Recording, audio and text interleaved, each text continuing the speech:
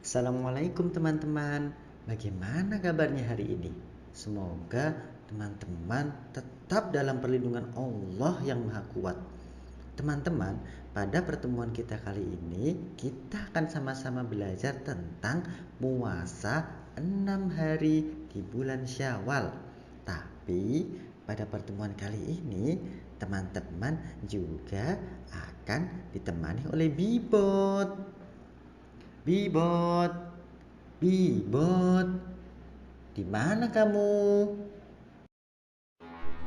Assalamualaikum Pak Alfi. Waalaikumsalam, Bibot. Wah, kamu dari mana tadi? Bapak cari-cari kok tidak ada. Barusan saya melihat kejadian yang mengharukan, Pak. Oh, apa itu Bibot? Saya baru melihat seorang ibu dengan dua anak balitanya. Anak-anak itu aktif berlari ke sana kemari. Libet bisa tahu ibu itu terlihat sangat lelah. Tapi Masya Allah, dengan terus tersenyum pada kedua anaknya, ibu itu terus mendampingi kedua anaknya yang tengah aktif berlari ke sana kemari bermain. Dan juga ibu itu terus menjaganya dengan mengikuti anak-anaknya di tengah kelelahan tubuhnya. Bibot benar-benar merasa kagum dengan ibu itu. Masya Allah, betapa luar biasanya ya Bibot. Kesusahan orang tua saat dahulu merawat kita yang masih kecil. Sejak kita tidak bisa apa-apa di waktu bayi hingga kita beranjak dewasa. Ibu kita menyusui kita, memandikan kita, menjaga kita, menemani kita, dan melakukan banyak hal pengorbanan untuk kita sampai kita bisa beranjak dewasa seperti ini. Oleh karena itu, wajib bagi kita teman-teman untuk berbakti dan selalu berbuat baik kepada kedua orang tua kita. Bahkan dalam Al-Quran, Allah melarang kita walaupun kita mengucapkan perkataan seperti itu teman-teman kepada kedua orang tua kita yang sudah tua. Rasulullah SAW pernah ditanya dalam suatu riwayat hadis, apakah dosa-dosa yang paling besar itu? Kemudian Rasulullah SAW menjawab, dosa yang paling besar adalah syirik. Dan tahukah teman-teman, dosa apakah yang terbesar kedua setelah syirik? Beribadah kepada selain Allah. Rasulullah mengabarkan kepada kita, yaitu durhaka kepada kedua orang tua teman-teman. Oleh karena itu teman-teman, mari kita jaga perbuatan kita dari perbuatan kita kepada orang tua.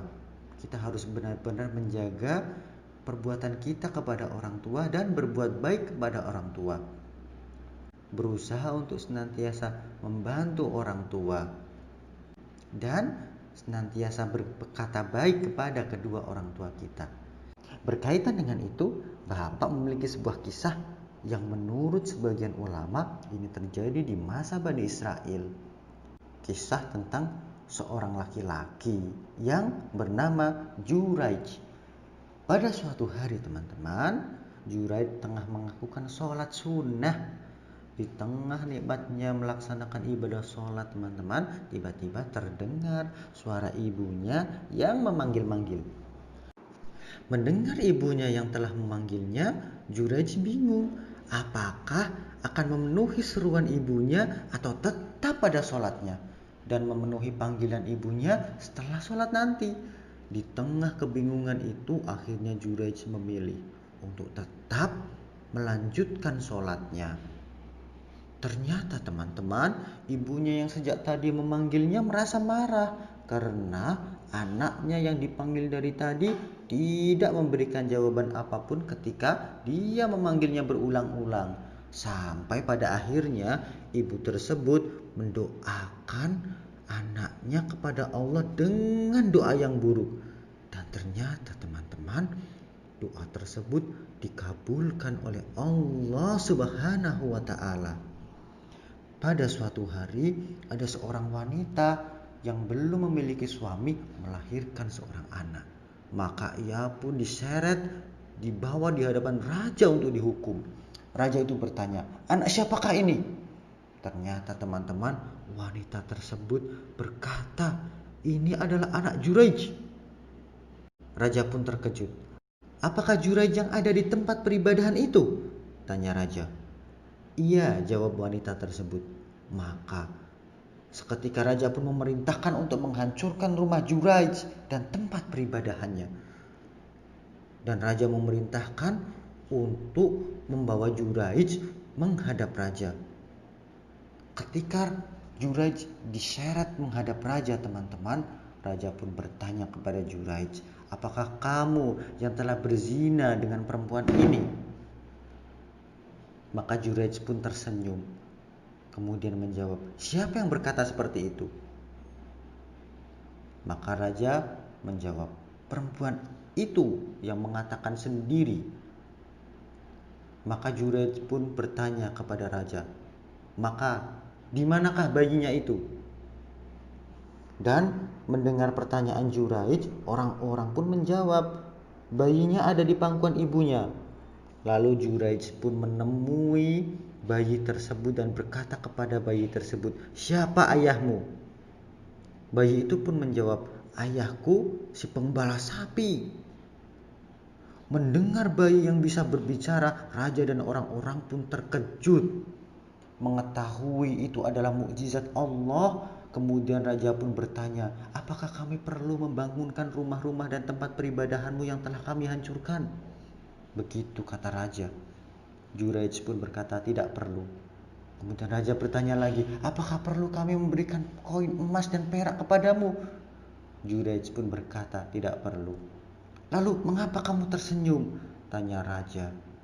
Yang tadi ketika Juraij diseret di hadapan raja, dia tersenyum. Maka raja pun bingung kemudian menanyakannya. Maka Juraij pun berkata, saya tertawa karena sesuatu yang telah aku ketahui, yaitu terkabulnya doa ibuku terhadap aku. Begitulah teman-teman akhir dari kisah ini. Dari kisah ini kita bisa mengetahui bahwa berbuat baik kepada orang tua itu sangat penting. Karena ridho orang tua akan membawa kita pada ridho Allah Subhanahu wa Ta'ala. Baik teman-teman, untuk selanjutnya kegiatan kita adalah materi pembelajaran tentang puasa 6 hari di bulan Syawal. Pada kesempatan kali ini, Bapak akan mempersilahkan kepada Bibot untuk mengawali kegiatan pembelajaran kita pada hari ini. Baik, terima kasih kepada Pak Alfi yang telah memberikan kesempatan kepada Bibot untuk mengawali materi pembelajaran kita kali ini. Teman-teman semua yang mudah-mudahan senantiasa dalam rahmat Allah. Hukum puasa 6 hari di bulan Syawal adalah sunnah. Artinya, teman-teman tidak berdosa apabila teman-teman tidak melaksanakannya, dan teman-teman akan mendapatkan pahala apabila teman-teman melaksanakannya. Rasulullah SAW mengabarkan kepada kita bahwa dengan berpuasa Ramadan ditambah dengan puasa 6 hari di bulan Syawal, maka Allah akan memberikan kepada kita pahala seperti berpuasa 1 tahun penuh lamanya. Karena dengan rahmat Allah, setiap amal ibadah yang kita lakukan, Allah lipat gandakan sebanyak 10 kali, termasuk berpuasa. Jika teman-teman berpuasa Ramadan sebanyak 30 hari, maka pahala teman-teman akan dilipat gandakan menjadi 300, yaitu 30 hari dikali 10. Dan jika teman-teman berpuasa 6 hari di bulan Syawal, maka pahala teman-teman akan dilipat gandakan 10 kali, yang jumlahnya menjadi teman-teman berpuasa seakan-akan 60 hari, yaitu 6 dikali 10. Maka puasa 30 hari di bulan Ramadan ditambah dengan 6 hari di bulan Syawal akan dilipat gandakan menjadi 360, yang artinya kita seperti berpuasa 1 tahun penuh menurut perhitungan kalender Hijriyah. Begitu teman-teman. Baik, Bapak ucapkan terima kasih banyak, syukron, jazakallahu khair kepada Bibot yang sudah dengan baik sekali menyampaikan materi pada pertemuan kali ini. Pak, lalu bagaimana jika ada seseorang yang tidak penuh puasa 30 hari atau tidak bisa berpuasa penuh sebanyak 30 hari karena ada halangan, seperti misalkan dalam perjalanan ataupun haid?